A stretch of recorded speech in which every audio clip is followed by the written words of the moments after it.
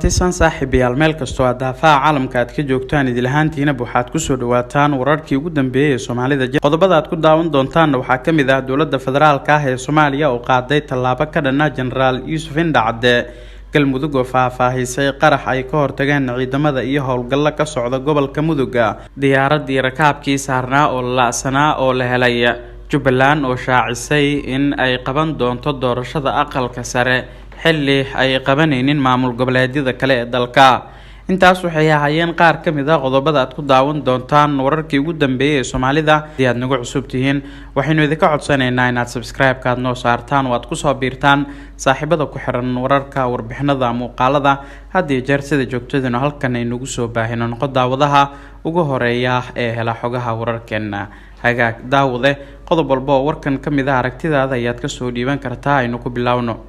dawladda Soomaaliya ayaa qaaday tallaabo ka dhan ah Generaal Yuusuf Indhacde sida ay xaqiijiyeen saraakiil lagu kalsoon yahay taliska ciidamada militariga Soomaaliya ayaa mushaarkii ka joojiyay Generaal Sheekh Yuusuf Maxamed Siyaad Indhacde oo ka mid ah xubnihii hogaaminayay ciidankii badbaado qaran ee soo galay magaalada Muqdisho xilligii muddo kordhinta ay sameeyeen xildhibaanada golaha shacabka baarlamaanka federaalka Soomaaliya inkastoo muddo kordhintaasi dib looga laabtay.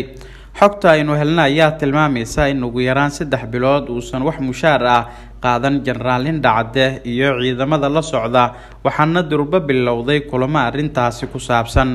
ila wareedyo kala duwan ayaa xaqiijiyay in sababta Generaal Indhacde iyo ciidankiisa mushaarka looga joojiyay ay la xiriirto diidmadiisa muddo kororsiga waxaana sidoo kale mushaarka laga joojiyay ciidamo fara badan oo ka tirsan ilaalada generaalka iyo ciidan ka tirsana militariga balse ay xiisada marka ay bilaabatay ku soo biiray ilaalada Cabdiraxmaan Cabdishakuur Warsame.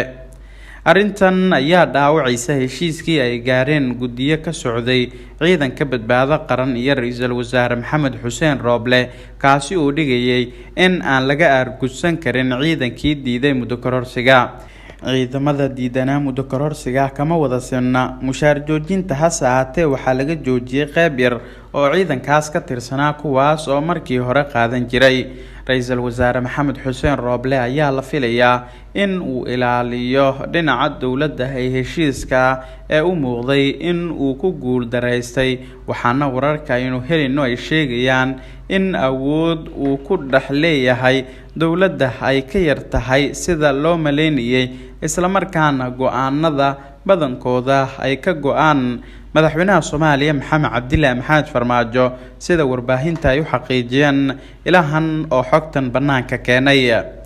galmudugna waxay faahfaahisay qarax ismiidaamin ah oo ay ka hortageen ciidamada dawladda federaalka Soomaaliya iyo kuwa galmudug iyo howlgalla ka soconaya guud ahaan gobolka Mudug.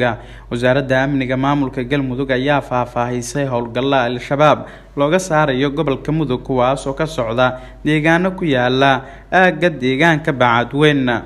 galmudug ayaa sheegtay in howlgal ballaaran iyo weeraro jihooyin kala duwan leh ay saakay ciidamada amniga galmudug iyo ciidamada qaranku ay ku ekeeyeen goobo ay al-shabaab ay ka joogeen qaybo ka mid ah gobolka Mudug.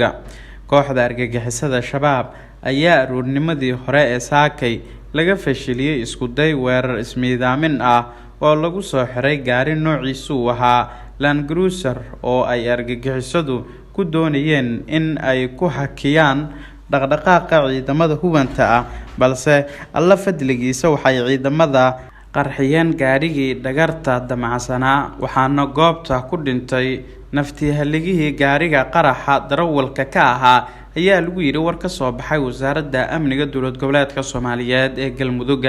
ciidamada hubanta ah ayaa ku sii siqayaba magaalada Camaara iyaga oo burburiyay difaaca al-shabaab ay ka dhigtaan hareeraha Camaara iyo Bacadweyn. galmudug waxa ay sheegtay in howlgalkan uu sii socon doono iyadoona ujeedadu ay tahay in ciidanka ammaanka ay gaaraan degmada Xaradheere ee gobolka Mudug ka tirsan oo ay shabaabka ku xoogan yihiin. maamulka Jubbaland waxay shaaciyeen inay qaban karaan doorashada xildhibaanada golaha aqalka sare ee ka soo galaya deegaanada dowlad goboleedka Soomaaliyeed ee Jubbaland.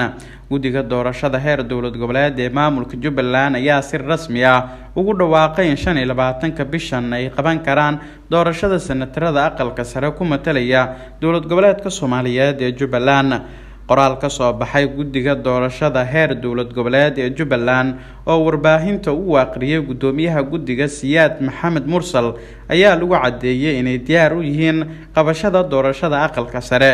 guddiga ayaa gudoonka baarlamaanka Jubbaland ka codsaday inay magacaabaan guddiga kala shaqeyn doona sidii loo qaban lahaa doorashada. sidoo kale guddiga ayaa musharaxiinta doonaya inay u tartamaan aqalka sare ka codsaday inay u diyaar garoobaan doorashada oo ka dhici doonto magaalada Kismaayo ee caasimadda ku meel gaar ku ah maamulka Jubbaland.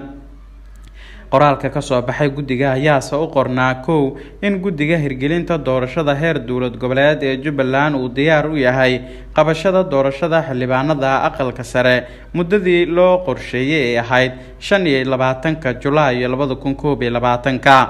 labo in guddiga hirgelinta doorashada dowlad goboleedka waxa ay gudoonka baarlamaanka Jubbaland ka codsanayaan inay magacaabaan guddiga doorashada heer baarlamaan ee guddiga hirgelinta doorashada kala shaqeynaya qabashada doorashada xubnaha aqalka sare.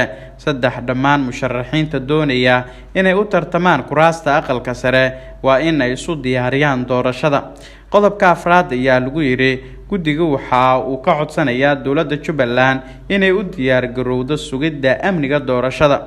ugu dambeyn qodobka shanaad ee guddigan ay soo saareen ayaa ku qeexnaa guddigu waxa uu sida ugu dhaqsiyaha badan u soo saari doonaa jadwalka fulinta doorashada aqalka sare oo faahfaahsan. ugu dambeyn haddii aynu eegnana diyaarad iyo rakaabkii saarnaa oo la la'sanaa ayaa imikan lagu soo waramayaa in la helay. wasaaradda gurmadka degdega ah ee dalka Russia ayaa goordhow shaacisay in la helay diyaarad rakaab ah oo raadeerka laga waayay saakay xilli ay ku jirtay dulimaadyada gudaha dalkaasi. qoraalka ama bayaan laga soo saaray wasaaradda ayaa lagu sheegay in diyaaradan ay sameysay degitaan degdeg ah isla markaana ay bad qabaan 17 qof oo la socday oo rakaab ahaa. lama shaacin haddii ay jiraan dad uu dhaawac u ka soo gaaray dhacdadaas, waxaana sidoo kale socda baaritaano lagu ogaanayo waxa sababay shilka diyaaradeed. guud ahaan saaxiibayaal daawadayaal warkii aad ka daawanayseen waa inaga inta waad ku mahadsantihiin daawashada warkan midkiisa xiga intaanu dib u kulmi doono waxa aan idinkaga tagaynaa saaxiibada qiimaha iyo qadarinta inaga mudanow sidaas nabadgelyo balanteena waa inaad subscribe-ka aad noo saartaan waad ku soo biirtaan barta channel-keena oo had iyo jeer aan idinkugu soo gudbino warar warbixino muuqaalo had iyo jeer idin xiise geliya idinkoo aragtidiina wax walba oo halkan aynu ku soo baahino qaybta hoose comment-iga kaga soo dhiiban kara. nabadiino.